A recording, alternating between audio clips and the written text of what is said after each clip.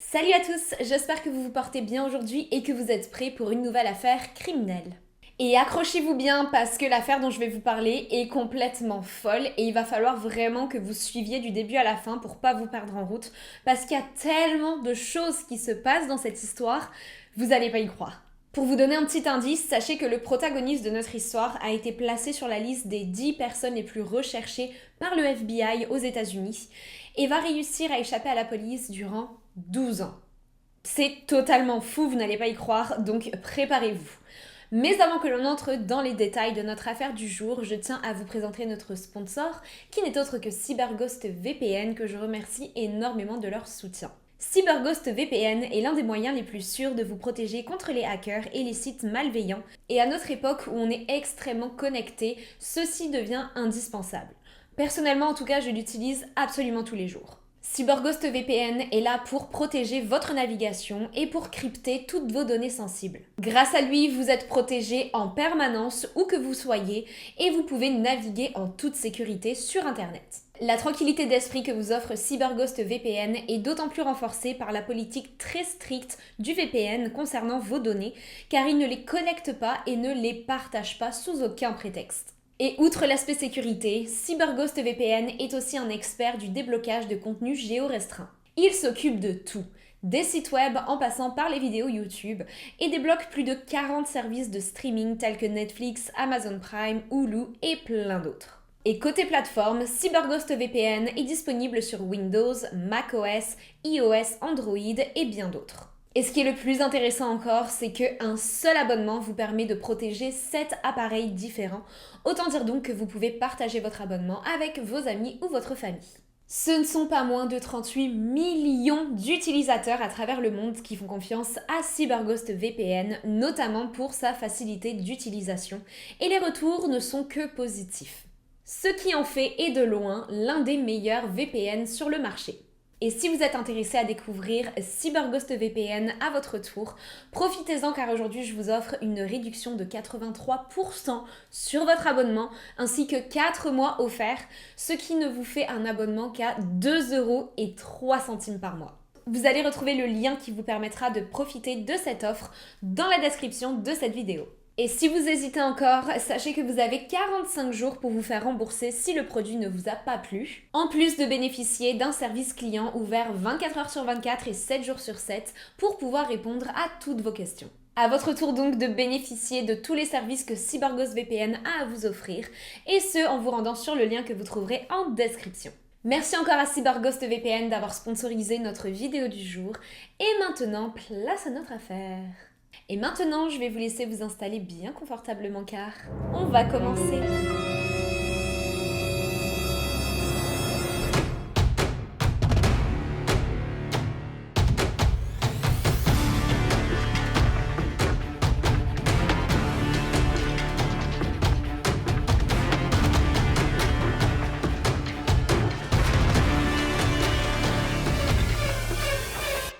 Yasser Abdel Saïd est né le 27 janvier 1957 dans la péninsule de Sinaï en Égypte. Il est le plus âgé d'une famille de 5 enfants et a donc 3 frères et une sœur, et là-bas il vit une vie plutôt traditionnelle. Yasser est connu pour être quelqu'un ayant un tempérament de feu et qui réagit au quart de tour. Il lui est arrivé déjà à plusieurs reprises de se retrouver au milieu de très violentes disputes et il n'hésite jamais à donner des coups pour se défendre. Et d'ailleurs, au tout début des années 80, alors que Yasser n'est âgé que d'une vingtaine d'années, il se dispute avec l'un de ses collègues de travail. Yasser va alors attendre à l'intérieur de sa voiture que l'homme en question sorte des bâtiments dans lesquels il travaille, et lorsqu'il se trouve en face de lui, il lui roule dessus à 3 reprises. L'homme meurt alors sur le coup et Yasser est envoyé immédiatement en prison.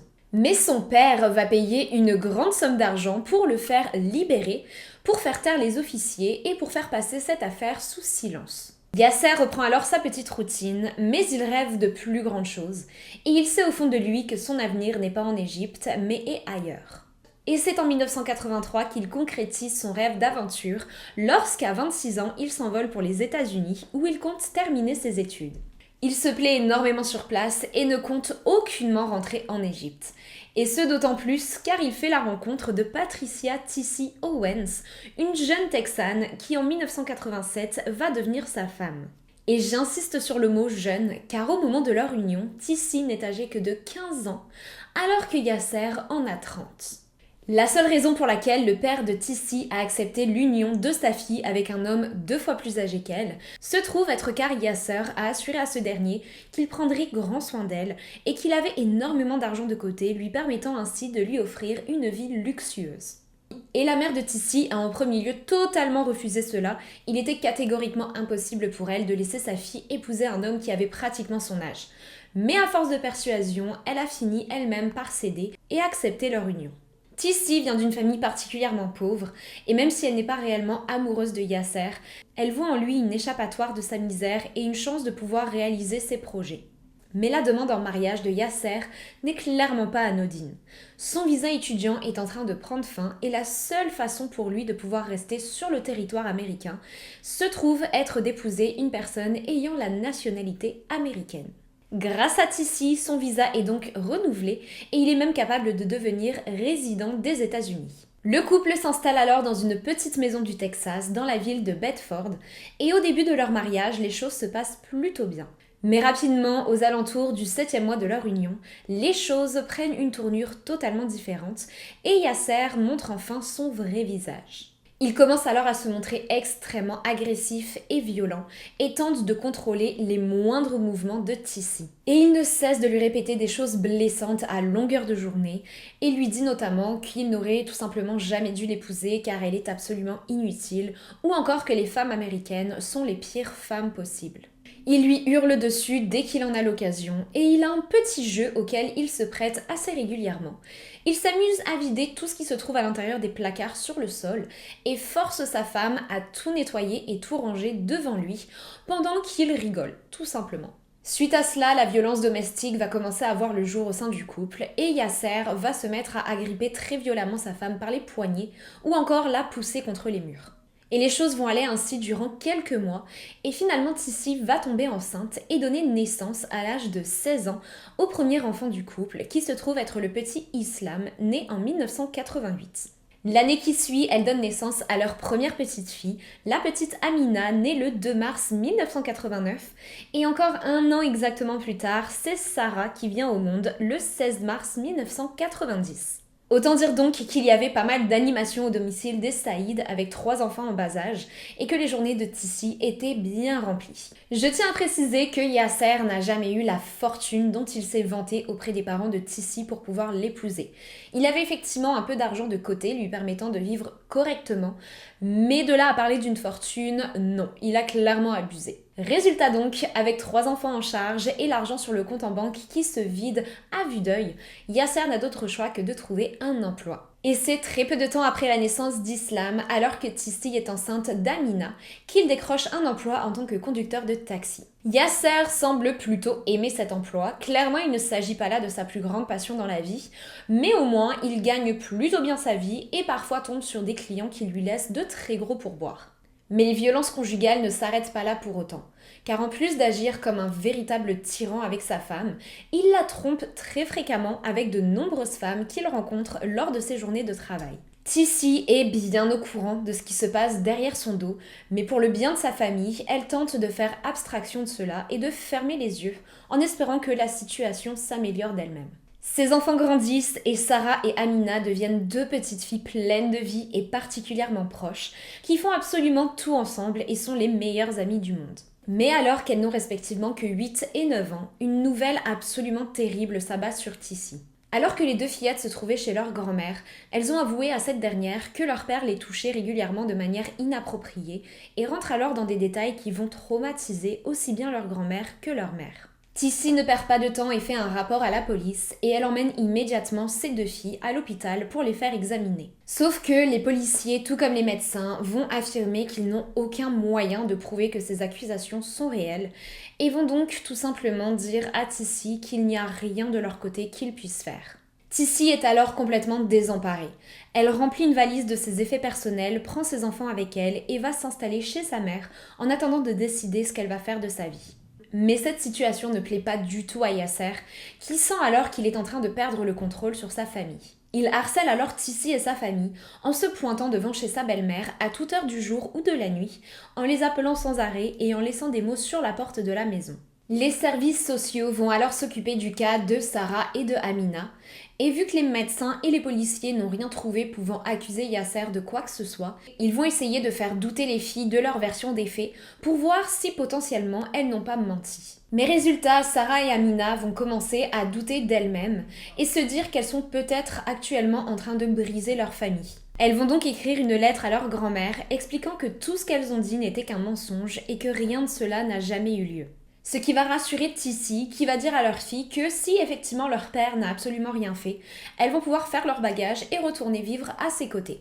Mais Sarah et Amina sont totalement terrifiées par cette idée et supplient leur mère de bien vouloir les laisser vivre chez leur grand-mère et de ne plus jamais les forcer à vivre sous le même toit que leur père. Mais Tissi, de son côté, se dit que ses filles sont probablement en train d'exagérer et elle décide malgré tout de retourner vivre aux côtés de son mari, forçant ainsi Sarah et Amina à vivre de nouveau sous le même toit que l'homme qui les terrifie tant.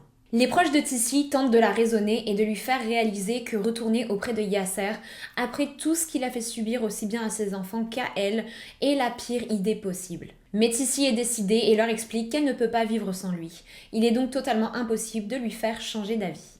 La famille Saïd est donc de nouveau réunie sous le même toit, mais ils décident de fuir quelque temps les rumeurs qui les entourent, et ce en allant vivre en Égypte, le temps que les choses se calment un petit peu. Et quelques mois plus tard, ils rentrent de nouveau dans leur domicile du Texas et reprennent leur routine habituelle. Alors que les filles grandissent et entrent dans l'adolescence, leur relation avec leur père n'en devient pas pour le moins meilleure. Elles sont toutes les deux totalement terrifiées par lui. Amina est une adolescente très extravertie qui n'a aucun mal à se faire des amis.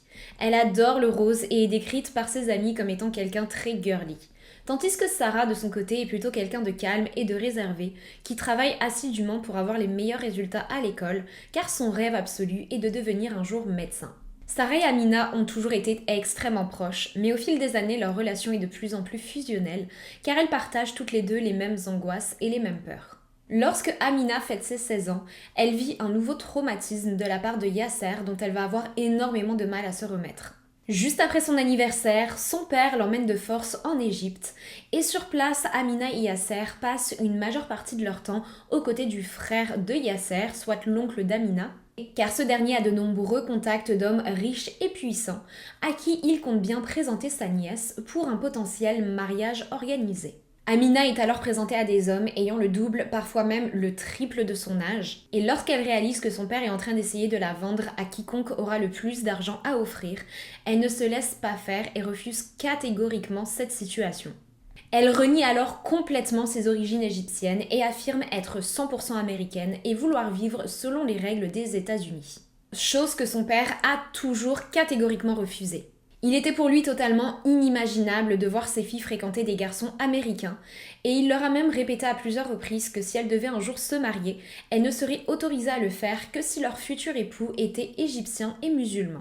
Finalement, Yasser et Amina rentrent aux États-Unis, mais ils ne lâchent tout de même pas l'affaire et affirment que sa fille n'aurait d'autre choix que de finir par se marier avec l'homme que son père aurait choisi. À leur retour au Texas, les choses ne font qu'empirer de jour en jour. Amina et Sarah sont respectivement âgées de 16 et 15 ans et elles sont toutes les deux particulièrement sportives et de grandes fans d'arts martiaux. Elles s'inscrivent alors dans un club réunissant plusieurs cours d'arts martiaux différents et décident de commencer à pratiquer le karaté. Elles sont toutes les deux très douées et prennent énormément de plaisir à découvrir la pratique de cette discipline. Et un jour, alors que les jeunes filles se rendent dans les locaux juste avant le début de leur cours, Amina croise le chemin d'un jeune garçon qui se rendait à son cours de taekwondo. Leurs regards se croisent et Amina prend le courage d'aller lui parler. Le garçon en question s'appelle Joseph et après seulement quelques minutes de discussion, ils décident d'échanger tous les deux leur numéro de téléphone. Ils commencent alors à s'échanger de nombreux messages et de fil en aiguille réalisent qu'ils ont énormément de points en commun. Et très vite, leur relation évolue et Joseph et Amina forment un couple. Ils passent alors des journées entières ensemble et ne se quittent plus. Joseph décrit sa relation avec Amina comme étant un véritable coup de foudre, et d'après lui, il a trouvé en elle son âme sœur et un très bel avenir les attend. Mais ceci est sans compter sur Yasser. Dès les débuts de leur relation, Amina a averti Joseph que sa relation avec son père était plutôt particulière. Elle lui confie être littéralement terrifiée par ce dernier et le supplie de ne bien vouloir parler à absolument personne de leur relation.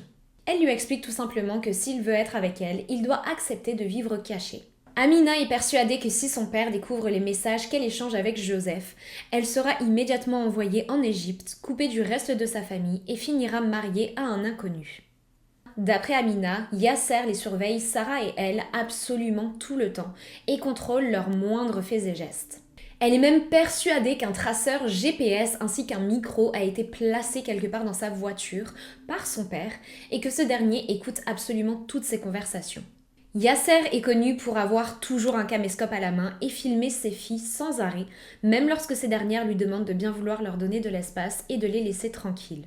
Il s'est d'ailleurs à plusieurs reprises rendu sur les lieux de travail de ses filles, caché au volant de sa voiture sur le parking, et est resté là durant des heures entières à les observer et à les filmer à leur insu. Il fouille sans arrêt leur chambre et leur téléphone portable, vérifiant de qui provient absolument tous les messages qu'elles reçoivent pour s'assurer qu'il ne s'agisse pas là d'un garçon. Il contrôle totalement ses filles. C'est lui qui leur dit avec qui elles ont le droit de parler, avec qui elles ont le droit d'être amies et quand elles ont le droit de sortir. Amina et Joseph vivent donc leur romance cachée et s'échangent très régulièrement des lettres. Mais un jour, Yasser entre dans la chambre de sa fille alors qu'elle est en train d'écrire une lettre à Joseph. Et lorsqu'il voit cela, il entre dans une rage folle et lui demande des explications. Elle tente alors de sauver la situation en expliquant qu'elle écrit une lettre à son petit ami imaginaire, car elle sait très bien que son père, qui ne la laisse déjà pas avoir des amis, ne la laisserait jamais avoir un petit ami. Mais Yasser n'est pas convaincu, et lorsque quelque chose ne lui plaît pas, il prend des décisions plutôt radicales. Résultat, une semaine seulement après cet événement, la famille Saïd faisait ses bagages et quittait leur maison de Bedford pour aller s'installer à une trentaine de kilomètres de là, dans la ville de Louisville. À ce moment-là, c'est le silence radio du côté d'Amina et Joseph n'a plus aucune nouvelle. Elle ne répond plus à ses SMS, ne répond plus à ses lettres et il n'a aucune idée de l'endroit où elle se trouve. Après plus d'une semaine de silence radio, Amina est capable de contacter son instructeur d'arts martiaux par email pour lui expliquer son déménagement soudain qui se trouve être la raison pour laquelle Sarah et elle ne se rendent plus à leur cours. À la fin du email, elle demande à son instructeur de bien vouloir tenir Joseph au courant de la situation et ajoute qu'elle espère de tout son cœur que son petit ami et elle vont un jour être réunis. Ne sachant pas vraiment comment prendre les choses, Joseph va discuter de tout cela avec sa mère, Ruth, et cette dernière va alors terriblement s'inquiéter de la situation et va de son côté tenter de contacter Amina pour s'assurer qu'elle ne soit pas en danger. Elle lui écrit alors un email en ne s'attendant aucunement à ce que cette dernière lui réponde, mais à sa grande surprise, quelques jours plus tard, Amina lui répond, assurant qu'elle est en sécurité, mais elle va ajouter des détails terriblement perturbants. Elle explique que Yasser a appris l'existence de Joseph et que ceci est la raison pour laquelle ils ont brutalement déménagé. D'après elle toujours, Yasser a tenté de soutirer des informations sur l'identité du garçon qu'Amina fréquentait, mais elle n'a jamais donné le moindre détail concernant Joseph car elle est certaine que si Yasser apprenait qui était son petit ami, il serait capable de le tuer. Finalement, Amina et Ruth vont s'échanger des emails durant plusieurs mois, mais au vu de la situation très compliquée, Ruth va demander à Amina de ne plus contacter Joseph, car elle ne veut pas que son fils se retrouve mêlé à une situation aussi compliquée que cela et qu'il ne se retrouve en danger, ce qui est tout à fait légitime. Amina se livre alors totalement avec Ruth et lui parle de tout ce qu'elle ressent. Elle lui explique tout ce que son père lui fait subir et partage ses émotions et son sentiment de détresse face à la situation dans laquelle elle se trouve. Et elle explique qu'elle ne peut demander de l'aide à personne, que ce soit un médecin ou encore un psychologue, car vu qu'elle est encore mineure à ce moment-là, tout ce qu'elle partage doit être remonté à ses parents, ce qui ne ferait qu'empirer la situation à la maison. Juste avant Noël de l'année 2007, une très violente altercation a lieu au domicile des Saïd, alors que des amis d'Amina et de Sarah sont présents. Lors de cette dispute, Yasser menace ses filles de les tuer et Tissi réagit absolument immédiatement en emmenant Sarah, Amina et leurs amis avec elle au domicile de sa mère, soit la grand-mère des enfants, à plusieurs kilomètres de Louisville. À ce moment-là, il est tout à fait hors de question pour Tissi de retourner vivre aux côtés de son mari. Elle sait très bien que si elle le laisse de nouveau s'approcher de ses filles, il va leur faire du mal, voire même les tuer. Après quelques heures sur place, Tissi réalise que le premier endroit où Yasser va les chercher se trouve être le domicile de sa mère. Car il sait très bien qu'en cas de besoin, c'est l'endroit où elle se réfugie toujours. Elle décide alors de ne pas rester là et loue une chambre d'hôtel pour quelques jours, en attendant qu'elle ne finisse par trouver un logement à louer à Tulsa, dans l'Oklahoma, à plus de 400 km de Yasser. Et elles vont même aller jusqu'à acheter de nouveaux téléphones portables et se débarrasser des anciens pour s'assurer que Yasser ne retrouve aucunement leurs traces. Mais après seulement 3 jours, Yasser, qui est plutôt débrouillard, finit par retrouver la trace de sa femme et est capable de la contacter.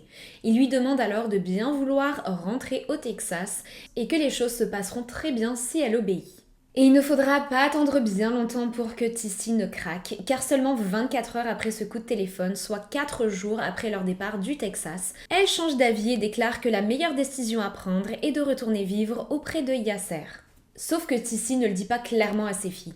Elle leur fait croire qu'elle a trouvé un endroit au Texas pour elles vivre loin de leur père, alors que la réalité c'est qu'elle était sur le point de les ramener directement dans les bras de leur bourreau.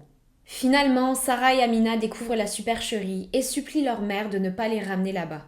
Mais Yasser a été capable de manipuler Tissy en lui faisant croire que si elle rentrait, il allait changer et qu'il ne se montrerait plus jamais violent. Bien évidemment, il ne s'agit là que de paroles en l'air. Sarah finit par accepter et à contre-cœur, elle retourne vivre aux côtés de son père. Amina de son côté réussit à négocier avec sa mère pour rester dormir chez une amie durant plusieurs jours car elle est totalement terrifiée à l'idée de devoir faire face à son père. Mais finalement, après seulement une nuit, Tissy contacte sa fille et lui dit qu'elle est sur le point de venir la chercher car son père insiste pour qu'elle rentre au domicile familial immédiatement. Amina tente désespérément de négocier la situation, mais Tissy a pris sa décision et elle vient récupérer sa fille, qu'elle ramène chez elle le 1er janvier 2008. Amina est à peine rentrée que son père lui dit vouloir passer du temps avec elle et sa sœur en tête-à-tête et qu'il compte les emmener déjeuner dans un restaurant. Tissy va alors insister pour se joindre à eux, mais Yasser va catégoriquement refuser et lui expliquer vouloir passer du temps en tête-à-tête avec ses filles. Sarah et Amina montent à l'arrière du taxi de leur père. Yasser s'installe au volant et démarre. Yasser va alors conduire durant environ 25 minutes, puis une fois arrivé dans la ville de Irving, il se gare devant un hôtel, attrape une arme à feu qui se trouve dans la boîte à gants du véhicule, se retourne vers ses filles et leur tire dessus. Sarah est alors capable d'attraper son téléphone portable et de contacter les secours. Mais elle a à peine le temps de dire « Au secours, mon père m'a tiré dessus, je meurs », que la ligne se coupe. Les services d'urgence n'ont pas été capables de récolter la moindre information leur permettant de savoir d'où provient l'appel. Il leur est donc complètement impossible d'envoyer une ambulance sur place. C'est finalement un autre chauffeur de taxi qui passait par là et qui repère le véhicule, qui va contacter de nouveau les urgences. Les secours arrivent et découvrent à leur arrivée le taxi garé sur place, avec à son bord les corps sans vie de Sarah et Amina Saïd. Mais aucune trace de Yasser. Lorsque la nouvelle de la mort des 2 adolescentes éclate dans les médias, une vague de dévastation envahit les États-Unis. Personne n'arrive à comprendre comment un père peut-il être capable de tuer de sang-froid ses propres filles. Les adolescentes vont alors avoir 2 cérémonies différentes pour leurs funérailles, une cérémonie chrétienne puis une cérémonie musulmane. Elles avaient respectivement 17 et 18 ans et elles avaient tellement de projets à réaliser et de choses à vivre. Une enquête est alors ouverte pour retrouver la trace de Yasser, mais les semaines puis les mois passent et il est impossible de mettre la main sur l'homme. Les officiers de police sont cependant capables de relever les appels téléphoniques passés depuis le téléphone de Yasser et il est découvert que quelques minutes seulement après l'assassinat de ses filles, il a passé 2 coups de téléphone, un à son frère Mohsen et le deuxième à son autre frère Yassine. Mohsen vit au Texas tandis que Yassine vit à New York. Et il va aussi être découvert que durant la semaine précédant l'attaque, Yasser a passé plus de 15 heures au téléphone avec son frère Yassine, ce qui est quelque chose qui sort vraiment de l'ordinaire car même s'ils ont toujours été proches, ils ne se sont jamais parlé aussi longtemps que cela. Ceci va faire énormément parler dans les médias et beaucoup de personnes vont se dire que peut-être que tout ceci était planifié depuis longtemps et peut-être même que les frères de Yasser étaient impliqués dans ce plan macabre. L'exécution des 2 sœurs ressemble pour beaucoup à un crime organisé et les frères de Yasser sont suspectés de l'avoir aidé à disparaître juste après avoir éliminé ses filles. Et pour beaucoup, la raison derrière ce crime serait la rébellion de Sarah et Amina envers les règles de leur père. 2 des frères de Yasser ont eux aussi des filles et ces dernières n'ont eu d'autre choix que d'être envoyées en Égypte où elles ont été mariées à des hommes plus vieux qu'elles lors de mariages organisés. Seules les filles de Yasser ont refusé cette règle, ce qui l'a probablement mis dans une colère folle et a potentiellement même attiré la honte sur lui. Amina écrit d'ailleurs elle-même dans un email envoyé à la mère de son petit ami que la raison pour laquelle elle a si peur d'aller en Égypte et de devoir affronter son oncle, c'est parce qu'elle sait très bien qu'il est exactement comme son père, si ce n'est pire, et qu'il ne lui laisserait aucunement le choix et la marierait de force.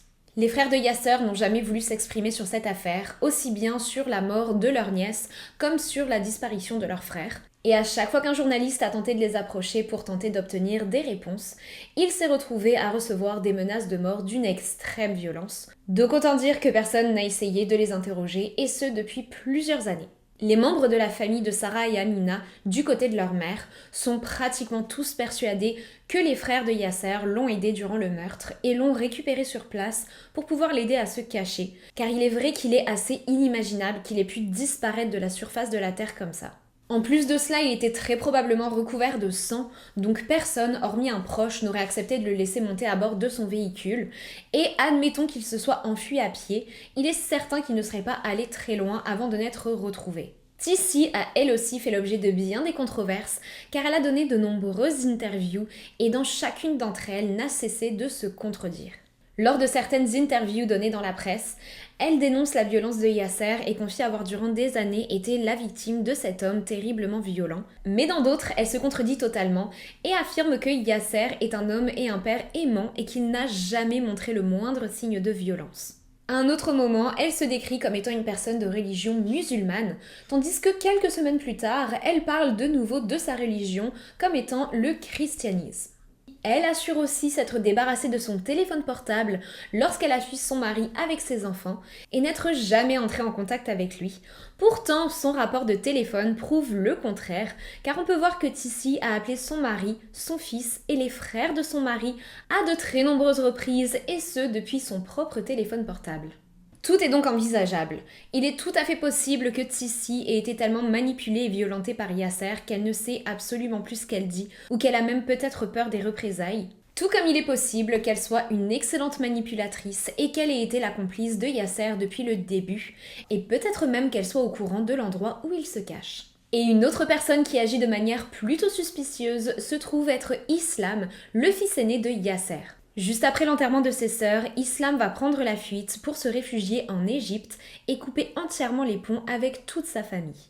Et il s'est lui-même contredit à plusieurs reprises dans les médias, parfois en défendant son père, affirmant que ses sœurs n'avaient eu que ce qu'elles méritaient, et en changeant ensuite de version, demandant à son père de bien vouloir se rendre à la police.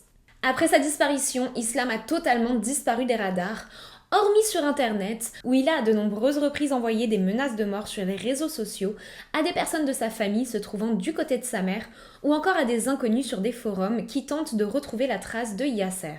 Et je vous rappelle que pendant que tout ceci est en train de se passer, Yasser est toujours en fuite. Après sa disparition, les policiers ont reçu de nombreuses pistes de la part de personnes ayant aperçu Yasser à différents endroits. Parfois à New York, parfois au Texas.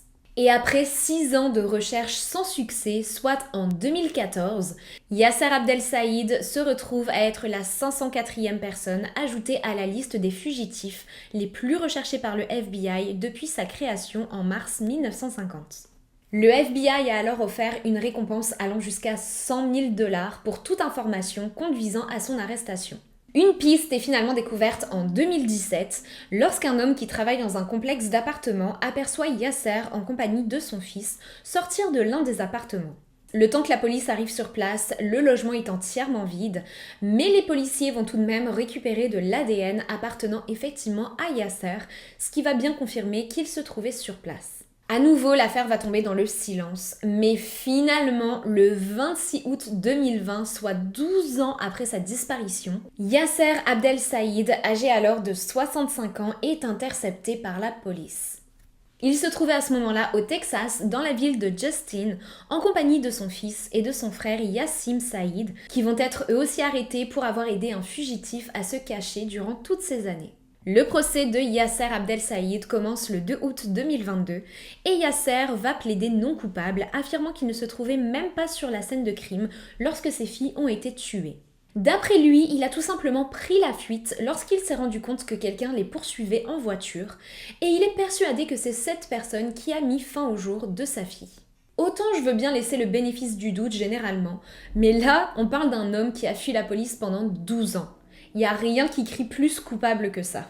Sachez d'ailleurs qu'une vidéo du procès en entier est disponible sur YouTube si jamais ça vous intéresse, mais préparez-vous car elle dure plus de 8 heures. Après délibération, Yasser Abdel Saïd est finalement condamné à la prison à vie sans la moindre possibilité de libération conditionnelle et il sert aujourd'hui sa peine au département de justice criminelle du Texas. Son fils, Islam Saïd, a lui aussi été reconnu coupable de son crime et sert une peine de prison de 10 ans, et son frère Yassine a lui reçu une peine de 14 ans pour le même motif qu'Islam. Et c'est ainsi que se conclut notre affaire du jour, et je pense qu'on est tous d'accord pour dire que cette affaire est totalement folle. Sachez que ma principale source d'information pour cette vidéo se trouve être le documentaire The Price of Honor, qui retrace de toute cette affaire de A à Z, et que je trouve personnellement très bien réalisé. J'ai hâte en tout cas de lire vos retours sur cette affaire, et si vous avez aimé la vidéo, n'oubliez pas de laisser un petit j'aime, de vous abonner à ma chaîne et d'activer les notifications pour être informé des futures publications de mes vidéos. Et n'oubliez pas de cliquer sur le lien que vous trouverez en description pour pouvoir bénéficier de l'incroyable promotion que CyberGhost VPN et moi vous offrons. L'application protégera vos données pendant que vous naviguez et vous donnera accès à tout le contenu bloqué sur internet, et ce pour seulement 2,03 € par mois. Merci encore à CyberGhost VPN d'avoir sponsorisé notre vidéo, et sur ce je vous dis à très bientôt pour d'autres histoires toutes plus glauques les unes que les autres. Bye!